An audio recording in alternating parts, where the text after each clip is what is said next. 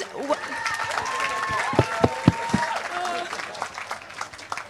Hey guys, welcome to Vision. We are so excited to see you here tonight. Thanks to Lady and the Tramps, you are fantastic. Yeah, thank you. Vision is a place to hear about Jesus and to explore the big questions of life. I'm Titus. I'm a second year from Van Mildert College. I attempt to do half a degree in chemistry and then do economics for the second half. I'm Rebecca. I'm second year at Hatfield, and much like Titus, I only do half a degree in chemistry and dabble in a bit of biology, and we're your hosts for this evening. Yeah. We're halfway through Vision Week. It's been really great fun. We've had lunchtime bars, thinking about some really big questions. We've had some international dinners, and then these evening events.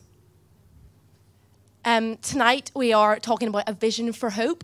Firstly, Sharon, who is a local church worker here in Durham, will be sharing her hope in a life that is inevitably full of chaos. Like me, you'll soon hear that she's not from here. And then after that, Hamish will be helping us have a look at what happens when rubber hits the road. Where do we cling to when it hurts? Yeah, pain is not just a thing that we see on TV, not just a thing from the news. I'm sure every one of us knows someone or are ourselves actually experiencing the bumpy ride of life. So it's a question we all can be asking. On your seats are a few resources. Please have a flick through them. In the magazines on your seats is tonight's reading from the Book of John, and Hamish will be referring to that throughout the talk. So please take that home. It's a gift from us. In the case of a fire, there are fire exits right at the front here, in the middle and in the cafe. If at any point during this evening you need some first aid, just grab the attention of one of the stewards wearing the Vision jumpers, and they'll be there to help you out. And then there are toilets right at the back as you leave on the right. Help yourself at any point. Now it's time to invite Hamish up, our speaker, to get to know him a little bit better. So give him a hand.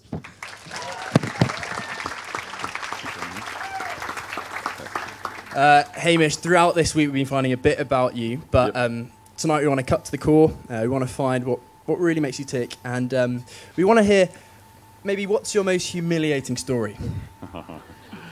Good evening, everyone. Yeah, you see, this is the problem. You stand up and you just get exposed to everyone. Okay, most humiliating story. Not even most embarrassing. We're going for humiliation. Yeah, that's really, yeah. All right, so... You got the gist of the question. I got the gist. Despite a lack of an accent, I'm a Scot. I'm from a little town called Crieff, which is about an hour northwest of Edinburgh.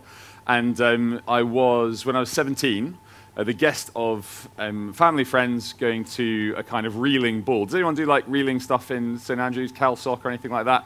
Couple of hands, yes, well done. I was surprised when I came to Durham, actually, that I was pretty much the only Scot who did reeling. Everyone else was sort of quite posh English people, so that was an eye-opener. So this was lots of Scots at a ball, big country house, and the ball ended at 4 in the morning. It was a really long one. I was 17.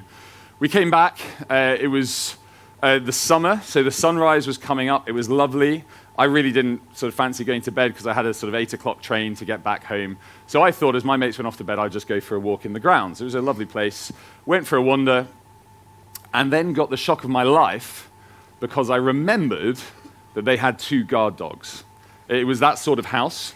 And so I very quickly did that. Well, I don't know if you've ever been in this situation. What I do in that situation is I freeze and I look around to see if there's a dog, and I very quietly try and retrace my steps, and then jumped a mile when I heard a bark. And I did the first thing that any sane person would do, which was to try and get as high as possible. So I scrambled up onto a windowsill, at which point their 2 Dobermans arrived underneath me. It was just high enough that they could get their paws up, but not high enough that they could jump properly. And so we were somewhere stuck in this scenario until I heard a door open because my host had heard the dogs barking. Now, this windowsill, I'm 6'6", the windowsill was about 6 foot. You wear kilts to reeling balls. So I was at an elevated position in a kilt. My host comes around the corner in his dressing gown with his shotgun. It was that kind of house. I am emphasizing this. And let me say that I really was looking forward to my train. And I have never lived it down since with anybody that knows me. There we are. You did ask. Yeah, thank you. Yeah. That's kind of it. Thanks for that, Hamish. Thank you. We're really looking forward to hearing what you have to share the rest of the night. On that note, maybe could you share with us why hope's important to you? My hope's important, other than when I'm up the window. Yeah. Yeah, no, it is a serious point, isn't it? As these guys have already said, to live in this world is to experience hard things. And I suppose wherever you're coming from, whatever your position on faith in the universe, we all need hope of some sort. I guess we're all holding on to hope of some form, because sometimes our current situation is so bad, we need something beyond not only our situation but ourselves to kind of orient ourselves towards. Certainly I found that's how it's worked for me in my own life. And I guess the question of hope is whether the thing we're setting our hopes on is going to hold up or not. Is hope something we're not sure we're going to get? Or is hope something that gives us confidence? So not only hope matters, but the nature of that hope matters. And we're going to be exploring a little bit of that this evening from within a Christian perspective. Great, that's really helpful. We're now going to hand over to Hamish to interview Sharon. Brilliant. Thanks, guys, very much indeed. And let me invite Sharon up onto the stage to join me. It'd be great to have you. Let's welcome Sharon, if we could.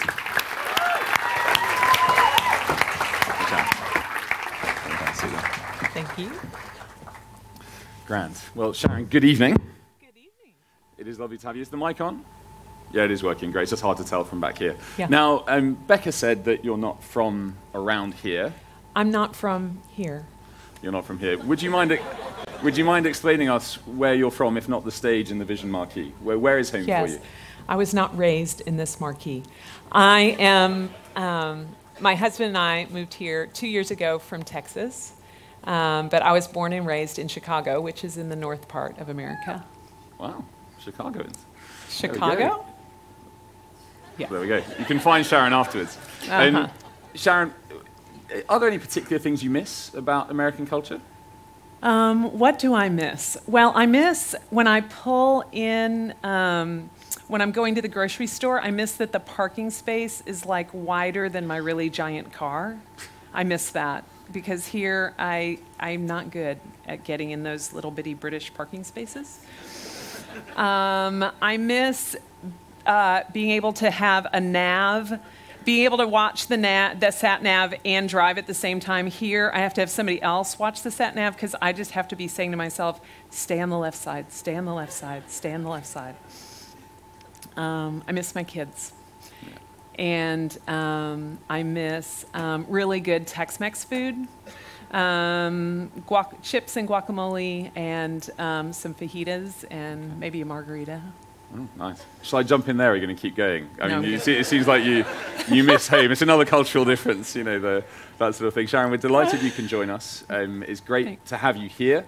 I know you've been living in the UK for a couple of years, but it'd be super just to hear a little bit of your story. Now, you were born in 1962 and grew up in Chicago. Would you just be willing to tell us a little bit of what your early years were like, sort of family life, how that worked for you?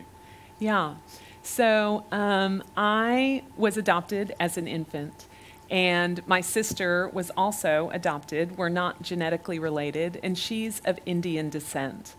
So in the 1960s, growing up in a mixed-race family was very uncommon and unfamiliar.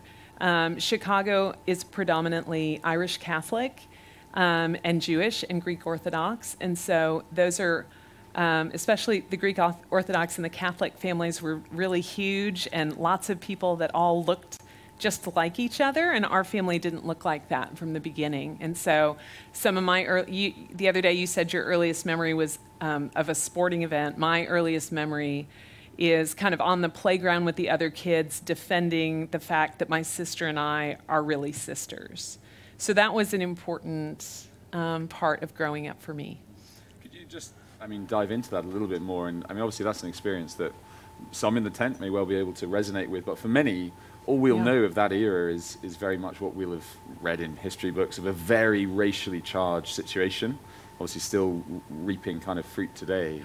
Just how did that experience shape you as a person, do you think, as you look back, in those early years? Yeah, I think that it really, it shaped my view of family. I didn't meet somebody I was a blood relative of until I gave birth to my first son, when I was 28. So if you live 28 years without ever meeting a blood relative, that term doesn't mean as much to you as it might to some of you, and certainly to most people in the 60s. So I think I grew up with a different concept of belonging. To me, belonging had more to do with the people who love you, and it had more to do with the people who look out for you than blood. Now, when we were talking a bit earlier, you were saying how you were very close to your sister, you had a good relationship with her, but that relationships with your parents were maybe slightly kind of asymmetrical. Would you mind just explaining a bit about that? Yeah, so I have a pretty big personality, and I grew up in a family, my sister's friends called our house the museum because everything always looked perfect. And my mom was very quiet, and my sister kind of always did the right thing. She was always doing things like studying and practicing the violin. And I was generally doing things like having an argument with someone and not being as respectful as my teacher or my mom would hope.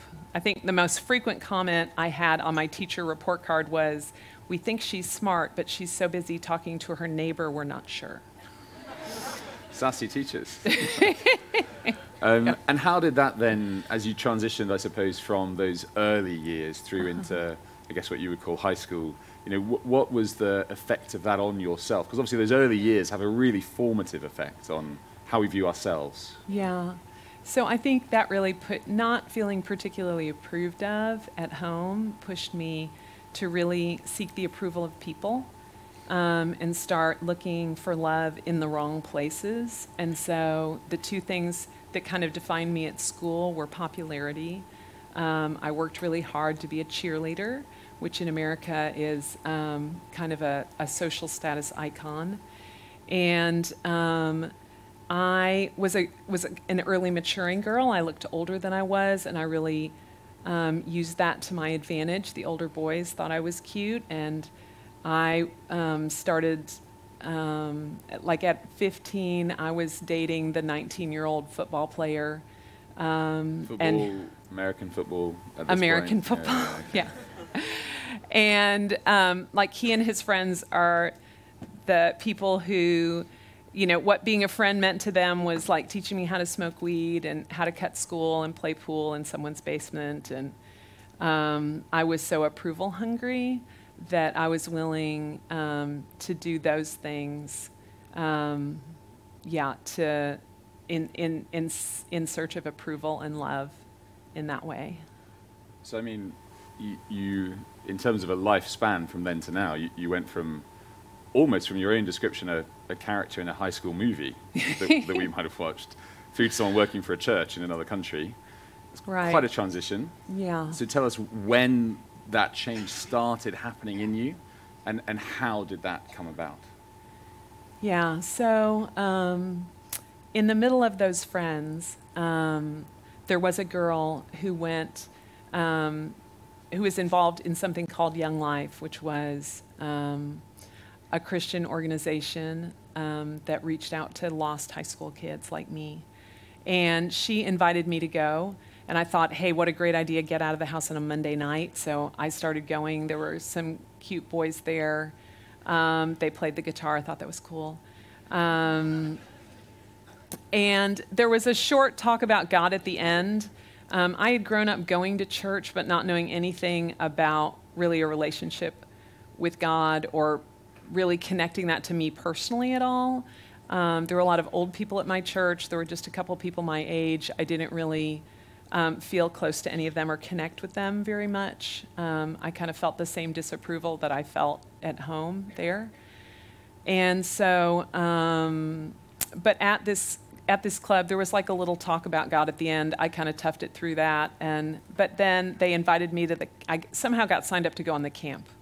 And at that camp, for the first time, I heard the gospel in a personal way where I understood that I was a sinner, not like I had done one thing wrong here and there, but that I was sinful and God was holy, and that created a separation between us. And at that camp, during one of the talks, I clearly understood for the first time that Jesus' death on the cross was a gift to me, an invitation to take that sin on Jesus and to free me from the burden of it. And I felt the power of his message of unconditional love, his unconditional love for me, and understanding those two things, like his payment for my sin and the power of his unconditional love for me, changed my life.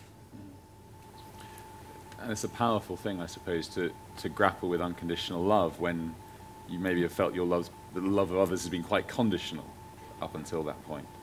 Exactly. Yeah, okay. We're just going to fast forward a little bit to bring us up to a point where these convictions started being challenged in some ways. You went off to Valparaiso University in Indiana. I did. And there you met Russ, your husband who's here this evening. Yeah, I did. So there's clearly a good story here then with that. Do tell. That sounded a suspiciously American accent from that side of the tent. Yeah, so I went to university. I was very much 1 foot following Jesus, 1 foot loving the world. What that looked was like partying with abandon, and then reading my Bible with abandon, and kind of trying to make that work. And I met a really cute boy. I was dating somebody else,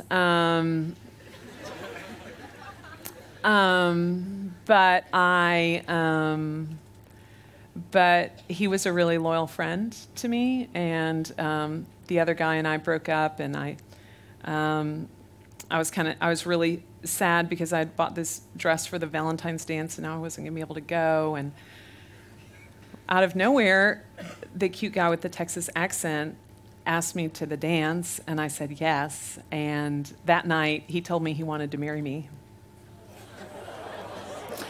And I said, "Oh my gosh, you're so cute, let's go dance." And so, but in the end, he was right. Nice, there we go. And reader, if you'd like to find out more, do ask Sharon or Russ afterwards. Now, there are obviously these hidden depths to your character, worrying about dresses and things like this. But then in the Christmas of 1983, life changed very dramatically for you. And it's at this point where we start really, I suppose, digging into our topic for this evening. Would you mind just telling us what happened when you went home that Christmas? Yeah, so Christmas of my final year at university, my dad picked me up like he usually did for break. And in the car on the way home, he told me that cough my mom had that we were kind of worried about had been diagnosed as stage 4 lung cancer, and that she had been given 4 to 6 months to live. And in America, the semester system is a little different than the term system, but I basically had 4 or 5 more months of school. And so that day, I remember going home and seeing Mom and being like, "There's no way I'm going back to school." And her being like, "Over my dead body, you're going to stay home. You go back to that school." Because she was all about education. And I remember that night going, my friends, it was our first night home for Christmas break, so with a group of friends, we had planned to go to a movie, and what we didn't realize is the movie that they took me to was called Terms of Endearment, which is a movie about some daughters watching their mother die of cancer. And so at the end of this movie about watching a mom die of cancer, my friends and I were all in tears, and I felt really sad, and like my world just kind of broke. Okay. Now, that will be a grief that I know will only be too relatable for people in the marquee. Now, for you as someone who, by your own words, sort of had a foot in the world and a foot in following Jesus, that's a position where it's sometimes hard to keep your balance. And so how did a knock like this mesh with what you were saying you believed about Jesus Christ? Yeah, well, it turned out to be a real crystallizing thing in my faith, because in that night when I went to bed, I was very sad and really kind of grimly thinking through what the next months might be like at home, and then thinking about me being away at university. And my confidence in God's presence with me throughout that night grew. And there are some verses in the Bible that talk about how God says that he will never leave or forsake you. If you are a follower of Christ, that he will never leave or forsake you. And that idea of God being with me, and that it was going to be okay because God was going to be with me, just kept growing and growing. And I did feel confident that she was going to die of this, but I did feel confident that he was going to be with me and that it was going to be okay. And I decided in that moment that the best that I could, I was going to fix my eyes on that. Okay. Thank you for being so open about it. And clearly it's a painful thing even to recollect. Could you just take us through then the next year or so from that point? Because it was a time of real highs and lows, wasn't it, in your life? It very much was a time of real highs and lows in my life. So I did go back to school. Mom ended up living longer than they had expected, which I feel like was an answer to prayer. When it was time to graduate from university, I just wanted to go home as quickly as I could. And Russ was going to start law school in the fall in Texas. And so we wanted to be together over the summer, and so he came and stayed in our town. Mom was sick, so he couldn't live with us, but he found a place to live with the man who led the Bible study I was in. And Russ was not a believer. Part of my living a life in two different worlds, I was a Christian, but I was dating a guy who was not a Christian. And Russ, through that summer, spending time with this man and his family, heard a lot about the gospel, not in my super emotional way, but kind of in an engineer's mindset. And at the end of the summer, when he went back to Texas, his brother had been in a Bible study at university and decided that he had transcended Christianity. And he gave Russ a box of discarded Christian objects saying, hey, you seem kind of interested in God, maybe you'll be interested in these things. And it was a Bible and a Christian t-shirt and a cassette tape with some Christian songs and a book. And Russ read the book. And at the end of the book, there was a prayer of salvation, and Russ prayed that prayer and came to Christ at the end of the summer, which was a huge answer to prayer for me, because I knew that I didn't want to marry somebody who wasn't also a follower of Jesus Christ. And so that was a huge high for me. And we ended up, he was growing in the Lord then. We'd talk like for 45 minutes a week, because that was about as much long distance as we could afford on the phone. How much was a 45-minute phone call? Do you know? Yeah, so like in today's pounds, sorry, a phone call, like a 45-minute phone call on the weekend was about $75 or about, 55 pounds. So that was about as much as we could afford. And so our whole engagement, we talked once a week for like 45 minutes. And we saw each other. He came home at Christmas and proposed. We got engaged. which was a great joy, and obviously so exciting. But Mom was getting sicker and sicker, and went from driving, went from being my active, normal mom to like having to crawl up the stairs to get to bed. And watching that, like getting up and going to work every morning and knowing on the train coming home that that's what I was coming home to, and wanting to be with her, but wanting her to be not hurting so much, was a lot of pain. Mm. Yeah. And there is a particular pain, isn't there, to watching a loved one suffer so profoundly, because it just makes us feel helpless. Right. There's nothing you can do. Yeah. Now, it's a painful thing to ask, I suppose, these very internal questions of such grief. Mm. But as your mum worsened and died around Easter that year, could you just take us inside the experience of what it looks like to trust, to have your hope in Jesus Christ? Because I suppose for some here, it might just sound like wishful thinking. Mm. It may just sound, well, look, that's really good for you, I'm glad it works. But really, that's just something to help you cope. Yeah. Could you just speak to some of those questions that would be really natural for anyone to have? Yeah, I think there's two things about God that are super helpful in a suffering situation, because you know that God sees everything.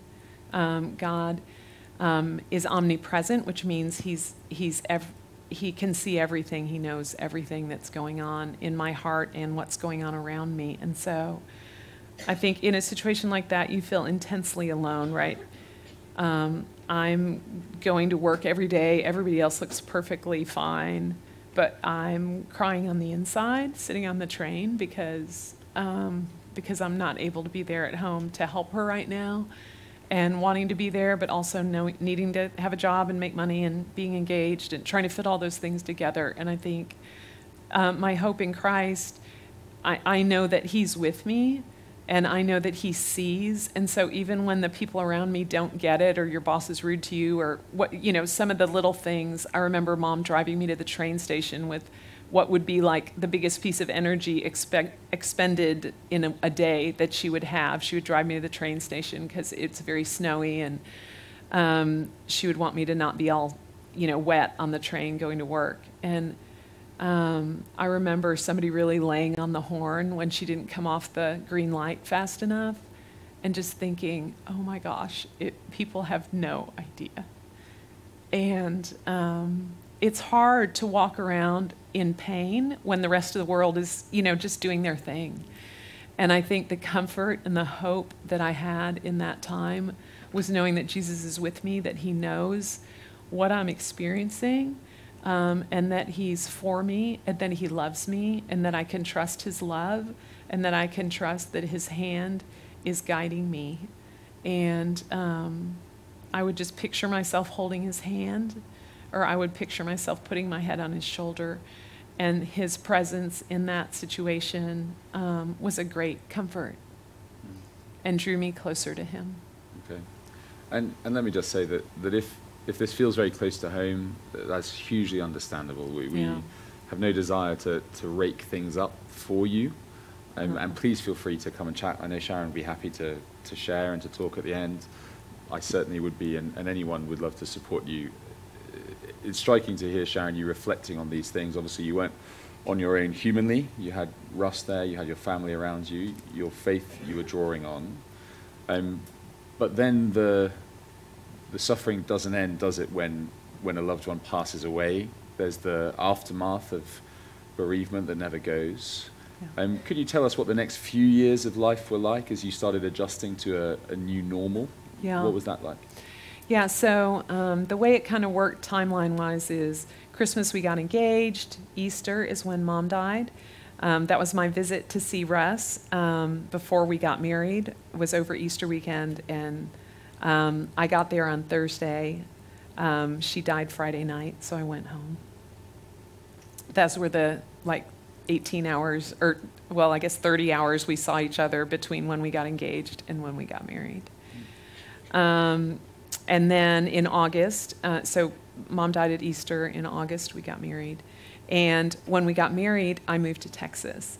And so, with Russ. And so the love and support of the people who had kind of walked that story with us of Mom being sick and my friends and people who knew me, I was suddenly in a different part of the country where I didn't know anyone but Russ.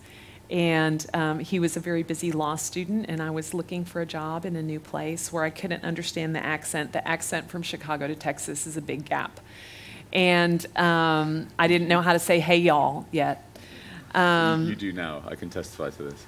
Now I know. Yeah. So out of interest, this is a lighthearted thing. Where is your accent now? If you've got Chicago and Texas, are you hovering somewhere in the middle of the Americas, or are you...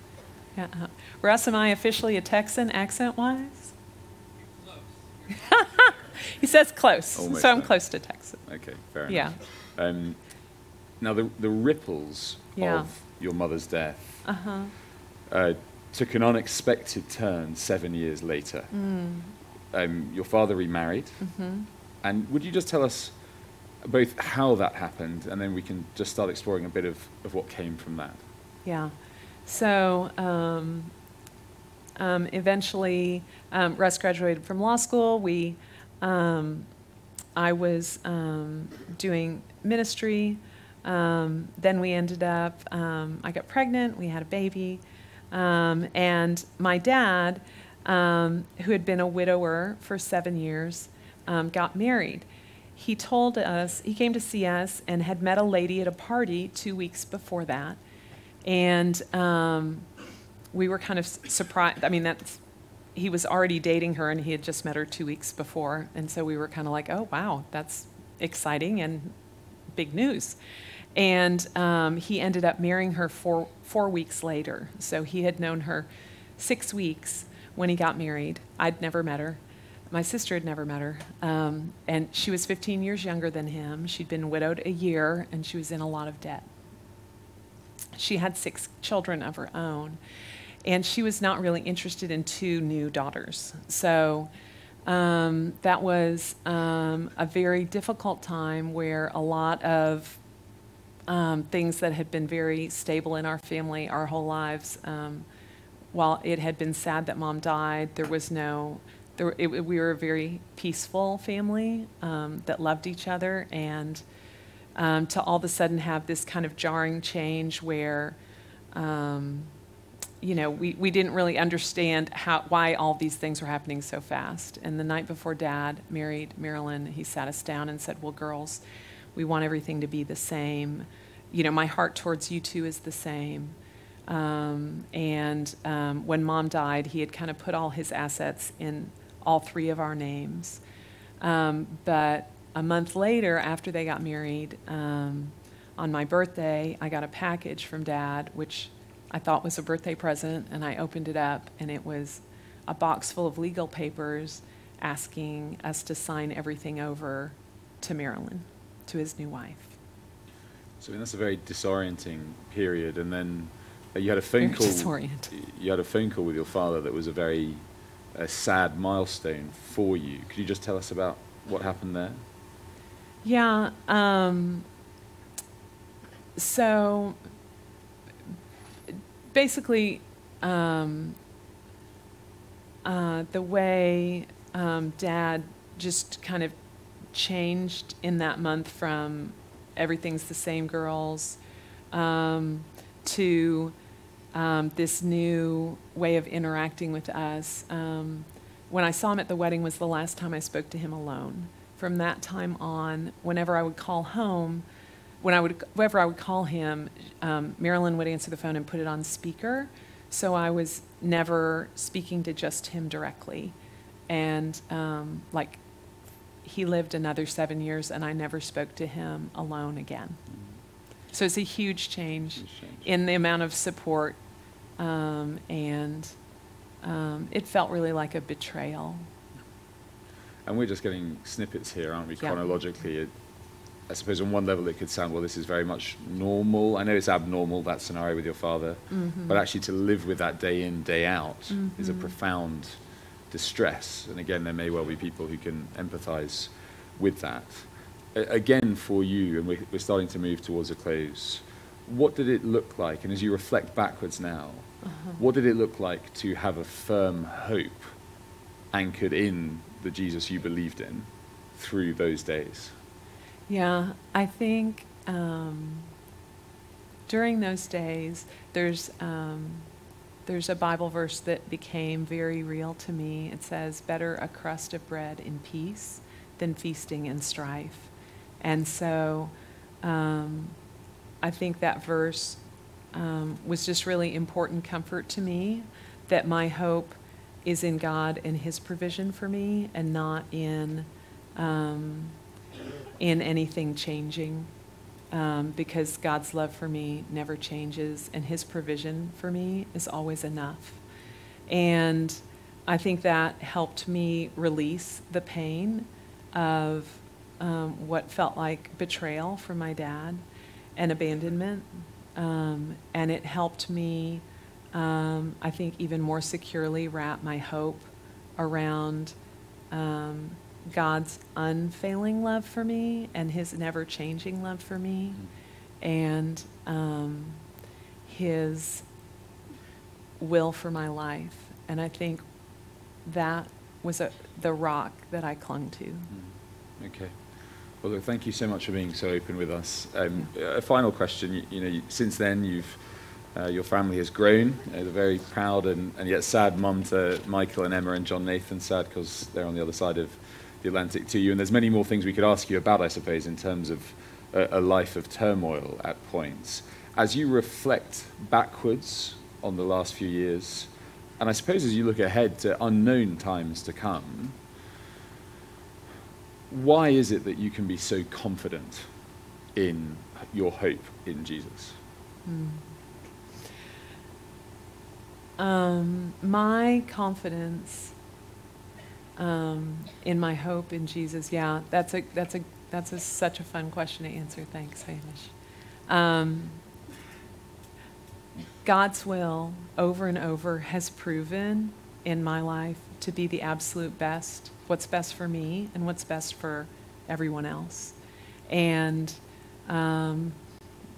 with all of my breath and whatever days God gives me, I want to be steadfastly trusting that God's plan for me is the absolute best place for me. That's what gave us the courage to move to a new country where we didn't know anyone. That if God wanted us to go there, that he was going to be with us and that he was going to make a place for us.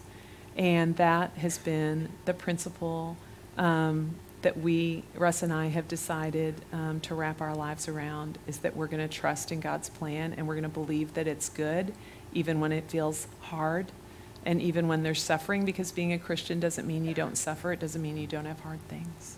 Yeah.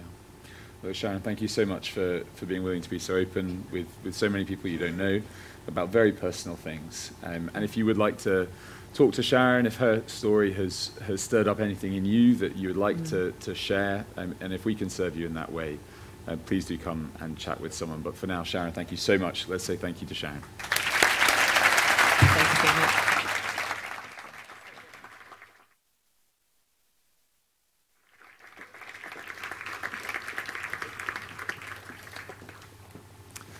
It's wonderful, isn't it, each evening, if you've been with us throughout the week, just to hear these various stories of people's lives, of their confidences, of how they think about the world. If you do have questions, just because someone is speaking of their experience, it doesn't mean that you're not allowed to ask about it. So please do feel free to come and talk to her or myself or any of the team. They'd love to share a little bit more with you. And we're going to consider now, just for the next few minutes, one of the stories in John's Gospel. It's just an eyewitness account of Jesus' life, which really speaks into not only what Sharon was sharing, but also into the story of suffering that every single one of us in some fashion will have. And as we start, a little bit of a quiz, not so much a pub quiz, but a marquee quiz. It's a picture round. There's going to be a few images on the screen behind me. And I'd like you to have a look at them. You've got 10 well, let's say 20 seconds to figure out what they are once they appear. And then I'd love anyone who's feeling courageous enough to try and have a go at answering what these are pictures of. If we just keep the slides rolling, there's 3 different versions of them.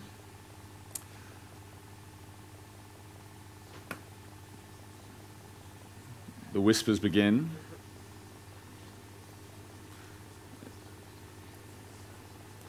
Okay, a couple of times each. I can't see you properly, so just give a shout out. What do you reckon those were? Snowflake is wrong. Sorry? Tears. Very good. Those are pictures of tears. That is the first time, actually. I've shown those pictures in a few places. First time anyone's got it. Durham difference, hashtag. Very good. They are photos of tears. An artist called Rose Lynn Fisher was going through a season of profound emotions, of deep grief, of highs and lows, really a season of life very similar to what Sharon was describing over those 14 years of the events caused by the death of her mother. And she thought, let's stick my tears, my own tears, under an electron microscope and see what they look like.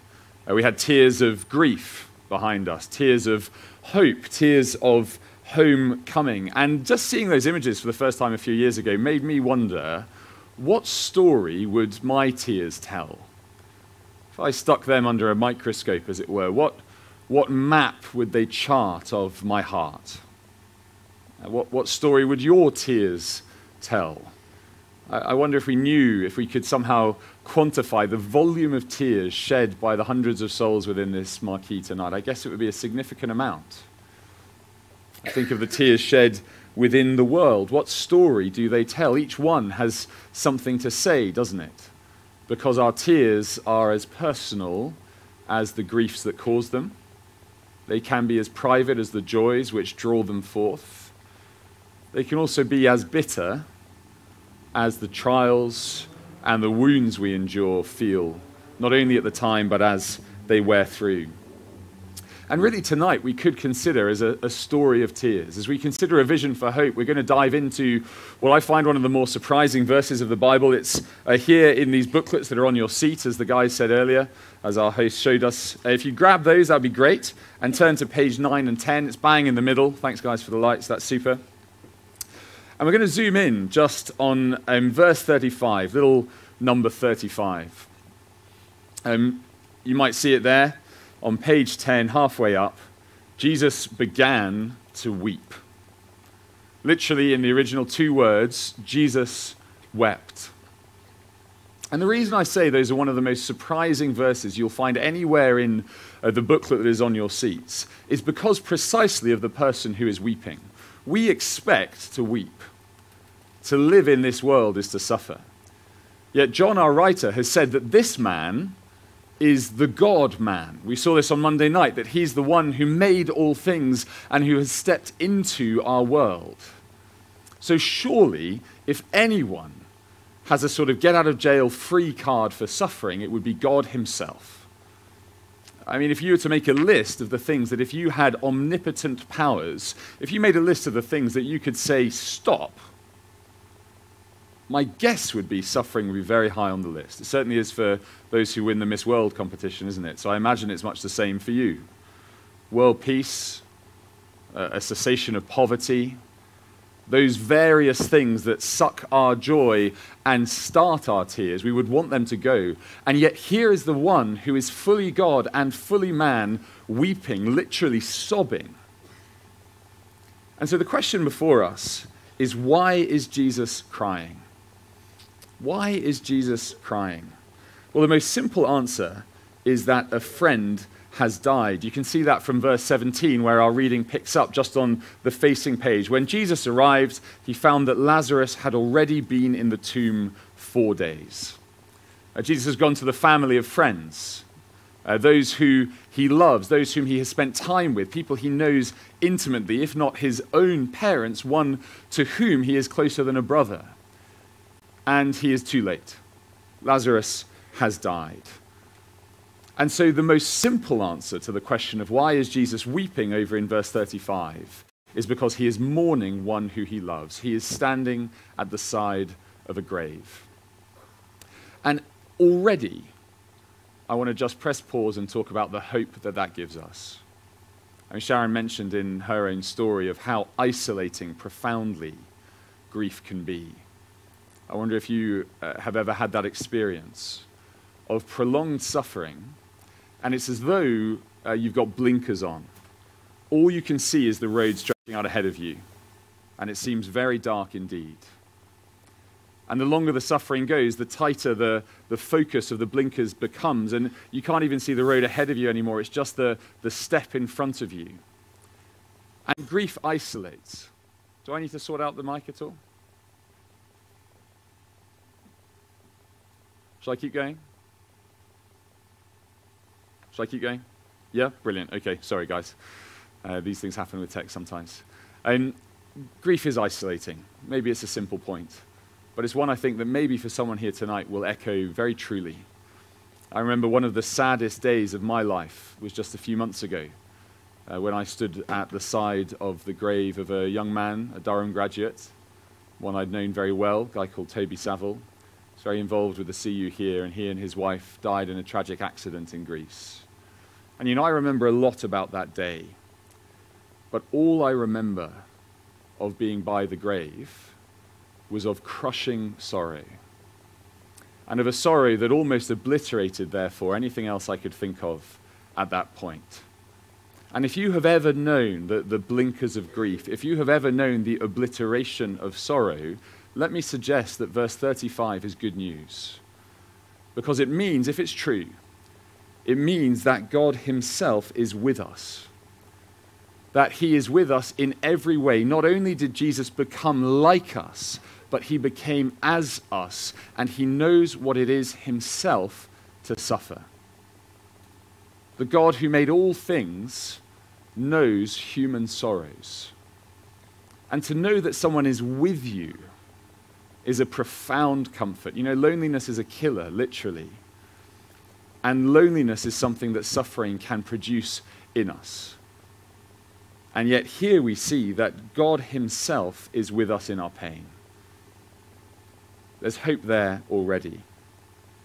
But there's more to answer when we ask why Jesus is weeping, because his grief is even more profound. We get three sentences, three words that describes Jesus' emotion at the graveside. Weeping is right in the middle. That's why we've started there. But either side of the weeping, we're told in two places that Jesus is deeply moved in his spirit. You can see that in verse 33.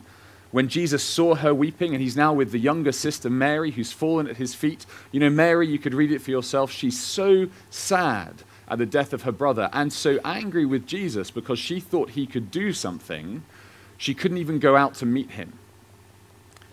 And he is deeply disturbed, we're told, in his spirit. He's deeply moved. Literally, again, his guts are twisted up in himself with anger and with grief. We get exactly the same phrase in verse 38. As Jesus steps to the tomb, then again, Jesus was greatly disturbed. So John, our writer, is telling us another layer now of Jesus' grief. Not only is he weeping, sobbing, because his friend has died, there is something in this event that is bringing forth genuine anger in him. He is looking at what is going on and saying, this should not be. And again, doesn't that show us that God is with us? My hunch is that everyone in the room, whoever you are, whatever your position on faith, would look at the existence of suffering. And death is just the dark door at the end of suffering, its kind of final destination. We would look at the suffering of the world around us and say, that is wrong. It should not be so.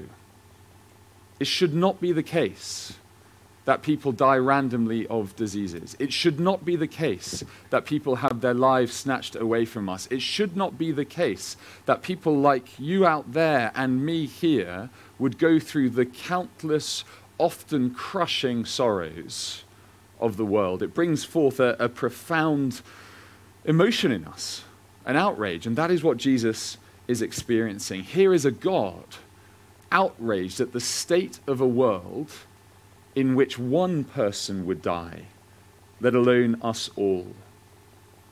And it takes us deeply into the heart of God himself, because here we get a window onto why Jesus himself came. You see, death is not a necessary evil in the biblical story. Death is not something that we simply have to live with and put up with. Death is an alien intruder. The grandest biblical account is that God made the world and he made it good. And he uses that word over and over. You could read the first 2 pages of the Bible. 6 times we're told that the world is good. The 7th time we're told that it's very good. It's like the ancient Hebrew equivalent of getting out your highlighter and highlighting something. We are told, look, the world was perfect. And into this perfect world, God makes humanity. And he gives them the run of his garden. And he gives them one negative command. So profoundly does God believe in freedom and generosity. He doesn't give a list of what you must do, because that's actually quite crippling. He gives one command of what they shouldn't do to Adam and Eve, which is to eat of a particular tree. And yet, both deceived and destructively, they eat. And the biblical story says that as they disobeyed God, as they broke his law, as they rejected his love, not only did humanity get cast into darkness and destruction and death, but that actually with them the whole world fell as well. I don't know if you've ever gone serious kind of mountain climbing, with ropes and pitons and stuff going up steep cliffs. But if you're the lead climber, if you're at the top with those roped on behind you, you've got quite a serious responsibility. Because unless you've got all your checks and balances in place, if you fall, everyone's going to go with you. And that's what happens back in the Garden of Eden. The whole thing is a system with humanity at the top roped together. We were thinking a little bit about this at lunchtime in terms of the environment with Sam. But because humanity fell, the whole thing is now in cahoots with entropy. Death reigns is how one of the Bible writers talks about it. Now that may well raise vast amounts of questions for you, and if so, please come and take it up with me or someone in one of the Vision hoodies. We'd love to unpack that more with you. But it is that account, it is that background, it is that world where death is the final epitaph for everyone who is born. It is that world that Jesus groans at. It is that world that Jesus is angry at. It is that world that is shrouded in darkness, we saw on Monday night, that Jesus has come to deal with. He is with us in our griefs, and he knows what is the source, the root, the very heart of the human problem of suffering, which is actually the problem of the human heart. He has come to deal with it. But if I were you at this point, I'd be saying, hang on, Hamish, show me that. Prove it in some fashion. Because it's all well and good, isn't it, to talk about someone who's with us in our pain. You could be experiencing the most profound sorrows, and I could come and put my arm around you, as it were, metaphorically, and that might be of some comfort to you. But there comes a point when the withness of someone feels insufficient. We actually wonder if they can do anything whatsoever. Which leads us to our second question of this narrative. Not only why is Jesus crying, but what does he do? Sometimes in the face of suffering, people paint God, they paint Jesus Christ as a sort of a stereotypical vicar, as someone who's full of good intentions. There, I'm really sorry, I'm with you in your griefs, but with no guns to actually achieve any solution whatsoever.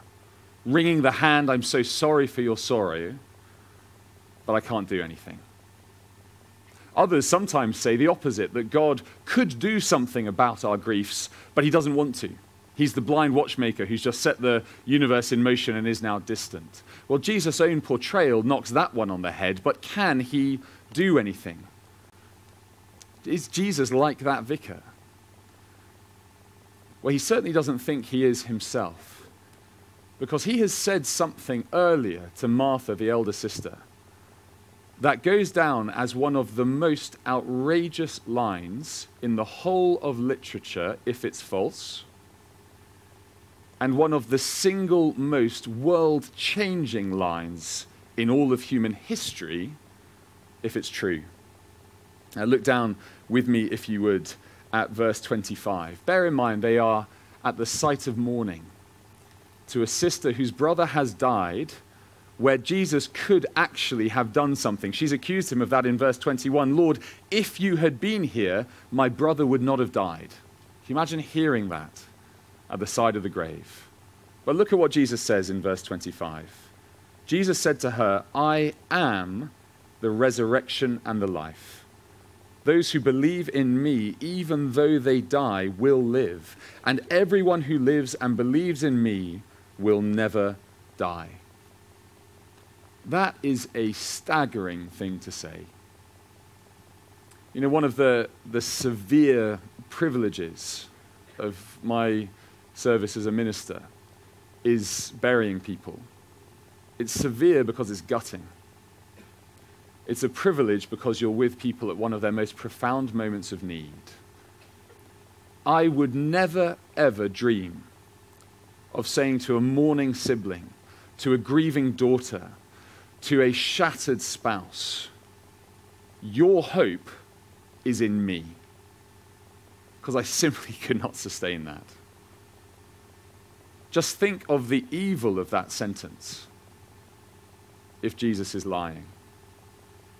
If that is false, Jesus is evil. Think of the horror of that sentence if Jesus is deluded. Because either he thinks he's amazing, or he might trick someone into thinking he's amazing, but either way, only wreckage will ensue.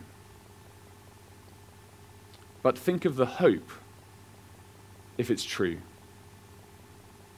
Your brother is dead, and a man is before you who says, I am the resurrection and the life. He says that if you believe in me, though death will come, it is not the end. It is not the last word. He says that for the first time in human history, there is a possibility of a different final sentence. Not just, and he or she died, but then he or she lived again.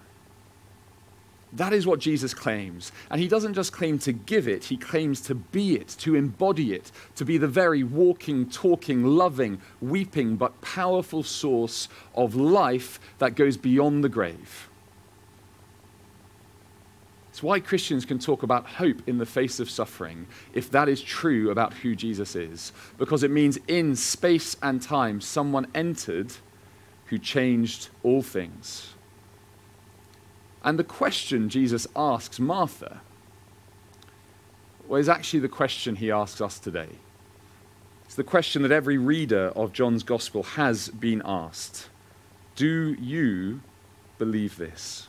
Verse 26.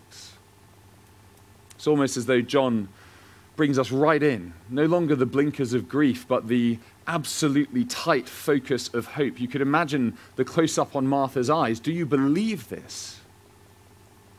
And she says, yes, I believe this. But you see, her hope is deferred. She says, yes, Lord, I believe that you are the Messiah, the Son of God, the one coming into the world. She's looking forwards to hope. But she doesn't seem to hold out much at the moment. But before we move on and ask of the difference it makes to us, let me just ask you, do you believe this? It may well be that the answer at this point is no. You may say, honestly, this really does sound like pie in the sky. But the offer is there that for anyone who believes in Jesus Christ, death is not the end, that there is a life that goes beyond the grave. But can Jesus back it up? Can he come good on his promise? Or is he merely leading them on? Look with me at verse 38. Then Jesus, again greatly disturbed, came to the tomb. It was a cave and a stone was lying against it. Jesus said, take away the stone. And can you imagine the grief in Martha at this point, the confusion? She said to him, Lord, already there is a stench because he's been dead 4 days. Jesus, what are you doing? Is it not enough that you were late? Is it not enough that Lazarus died? He's been dead 4 days. We're in Judea. 4 days is a bad spell of time for someone to have been lying dead and rotting in a cave. She's not a mystic, Martha. She's not just some credulous first century person. You know, in the first century, they knew that dead people stayed dead. That's not a modern scientific discovery. Sometimes people look at the claims of resurrection in the Bible and say, oh, they believed anything in those days. Actually, they were way more acquainted with death than we are. We insulate our culture from death. She lived with it. But that doesn't stop Jesus. Jesus said to her, did I not tell you that if you believed, you would see the glory of God? And we suddenly wonder as readers, hang on, is the life that Jesus gives something on offer now? Could he really have meant that life can begin now for someone who believes? So they took away the stone. And Jesus looked upward and said, verse 41, Father, I thank you for having heard me. I knew that you always hear me, but I've said this for the sake of the crowd standing here, so that they may believe. There's that word again. Jesus is obsessed by it, isn't he? So that they may believe that you sent me. And when he had said this, he cried with a loud voice, Lazarus, come out. It gives me goosebumps just thinking of the scene. A grave open, mourners wailing, people, if you read it yourself, questioning Jesus in the background, and him with perfect confidence commanding a dead person to come out of the grave. Verse 44, the dead man came out, his hands and feet bound with strips of cloth and his face wrapped in a cloth. Jesus said to them, unbind him and let him go. You see, Jesus is the one who calls Lazarus from the grave.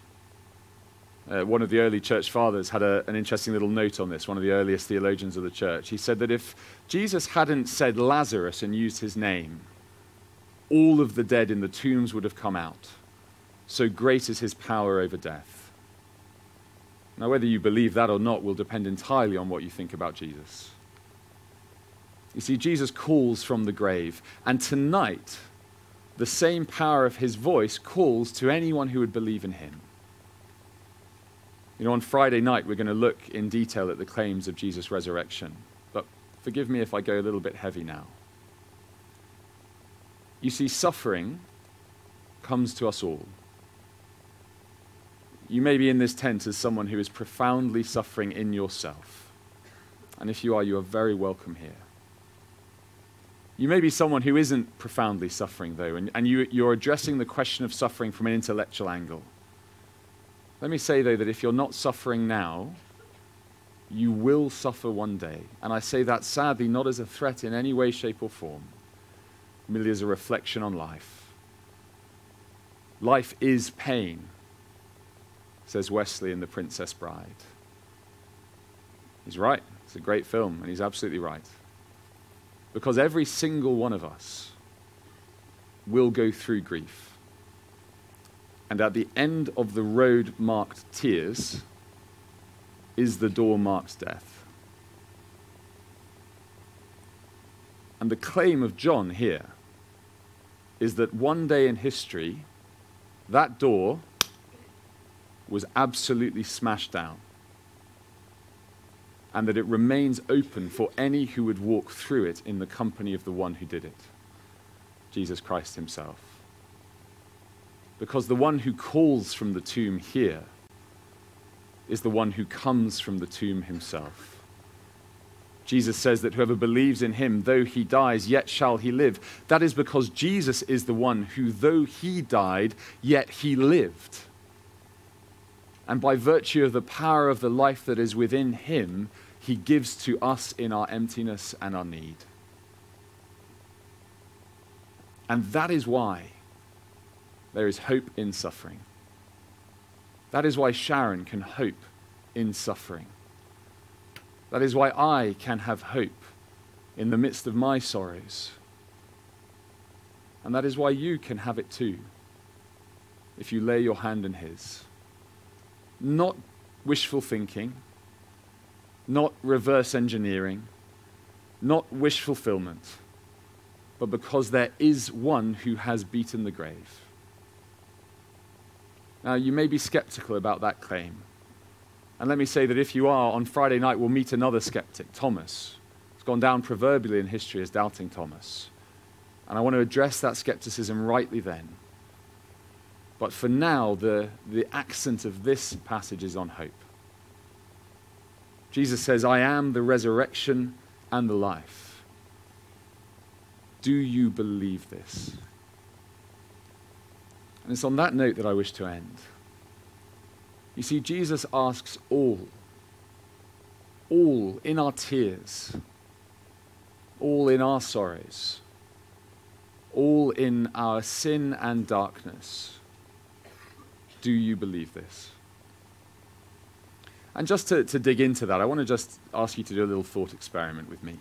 You know, I make no assumptions. I know there's lots of different folk in here who are at lots of different places on the questions of who Jesus is. Imagine a scale from 1 to 10. 1 is, I don't believe this and I want nothing to do with Jesus. 10 is, let's say, Sharon, someone who believes in Jesus and is trusting in him. In all seriousness, where would you put yourself on that line? If you're feeling bold, you may talk with the friend who you came with. Where are you on that spectrum and why? Because in your skepticism, if that is you, would you not want this to be true? Would it not be glorious if our tears had an end? If there was one who could give us a lasting hope and comfort? You see, in the midst of our sufferings, there is no neat answer, is there? There's no philosophical package that can deal with the pain you're experiencing. And anyone who says there is merely offering you an anesthetic. It won't deal with the problems of your heart. It won't deal with the true depths of your grief. It certainly doesn't for me. But here in Jesus Christ, God doesn't offer us an answer. He offers us something way more precious. He offers us himself. And the question to you, do you believe this, is an invitation to say with Martha, yes, Lord. To say, yes, I believe this, though I have my doubts. Yes, I believe this, even in my grief. Yes, I believe that you are the one who is the resurrection and the life, and I'm going to go to you with my sorrows. I'm not going to bear them on my own. I'm not going to self-medicate with whatever philosophy or whatever drug or whatever drink or whatever pleasure I choose. I'm going to go with my griefs to the one who dies and lives again and says, come with me.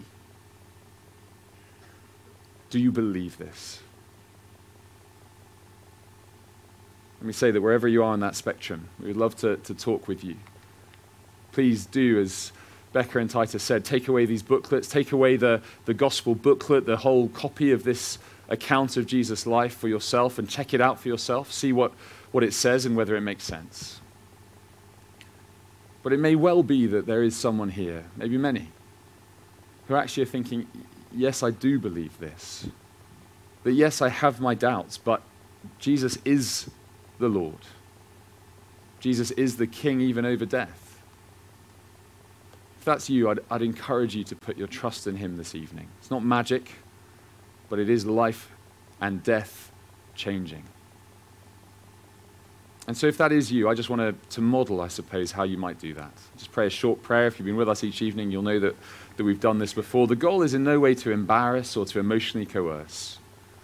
It's just so that if anyone wishes to do this, they can. So I'll say it quietly, and if you would like to echo it silently in your heart, please do so. Heavenly Father, we know that we live in a world marked by suffering and death. We are sorry for the ways in which we have turned from you and have played a part even in the sufferings of others. Thank you that Jesus is the resurrection and the life, and that he gives eternal life to all who trust in him.